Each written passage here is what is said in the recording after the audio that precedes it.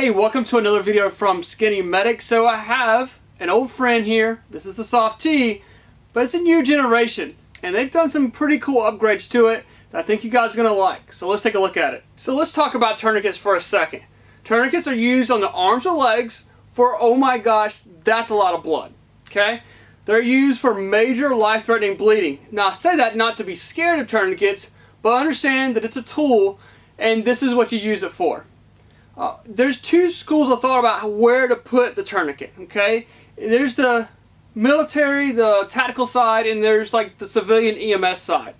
The tactical EMS side says put it as high as you can get it and tight, high and tight, which is perfectly okay. And then there's the EMS civilian side that says place it 3 inches above the injury. Okay? So let me explain that just real quick. If you're in a dangerous situation, you're getting shot at, or a bad situation, let me rephrase it like that. Like if you're in a bad situation, you're getting shot at, or you're down in a ditch, it's 2 o'clock in the morning, it's dark, and you know you have major bleeding, put it high and tight. Don't worry about it. If you have multiple patients, don't worry about it. Bloop, high and tight, move on. Nobody's going to say a word to you about putting a tourniquet on high and tight. The 3 inches above the injury, it comes from the civilian side. This is, say, I have a buddy who chops his wrist off. He's the only patient. It's 2 o'clock on a Sunday afternoon. There's no need for me to put the tourniquet way up here. I know where the injury's at. And yes, you can put a tourniquet on double bone here. You can also put it on the double leg too, on the double bone part of the leg, low part of the leg. So, buddy cuts his wrist, I can put a tourniquet right here. It's just fine. Nothing against it. So, two schools of thought. They're both correct. Hope that makes sense. Alright, so let's take a closer look here at the Gen 4 SOF-T. You have 1.5 inch webbing. This is going to be our compression band right here that has a timestamp already made onto it for you. You have a nice rounded edge buckle here. Now this is a nice upgrade. If some of you guys may have like the old generation SOF-T, it was squared off. It was really tough to get this on one-handed application. So this rounded edge makes it easier. You can also disconnect like I have here if you're applying it to someone else, their arm or leg. That makes it nice and easy. Pull it tight. You're also going to see that we have a new windlass here. They've upgraded it. It's a little bit different. I'll compare it in just a second to an older generation. Kind of let you see it's a little bit narrower. It's still aircraft aluminum. It's not plastic like some of the guys were noticing on Instagram. They thought it was plastic. So still aircraft aluminum. They just changed the design up a little bit. One of the big things is here is this retention clip. This now comes standard. Now you can buy this clip separate if you have an old generation SOF-T, but it now comes standard in the Gen 4. So you pull the strap tight, pull it through the buckle, turn the windlass until bleeding has stopped, and then it locks into the retention clip. This helps you get into the triangle.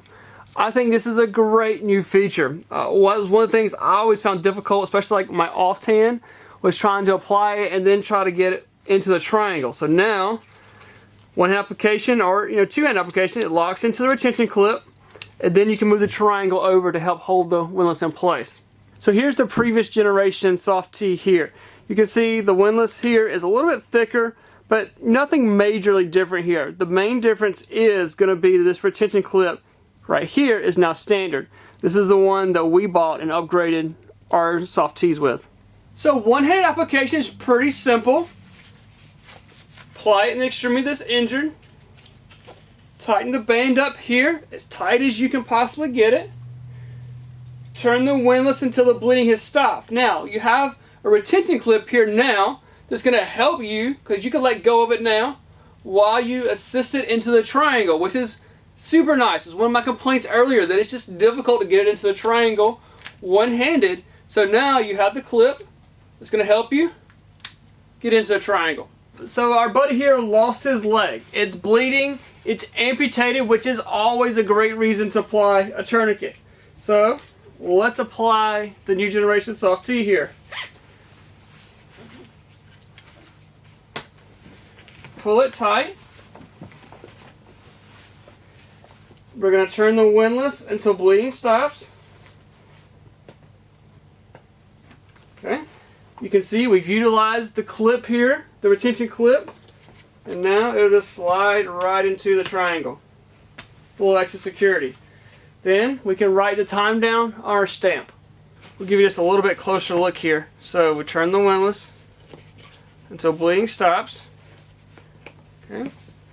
It locks into the retention clip. Then for extra security, we pull the triangle over. So currently it's the middle of February and they only have orange available. So other colors are coming, black, blue, things like that.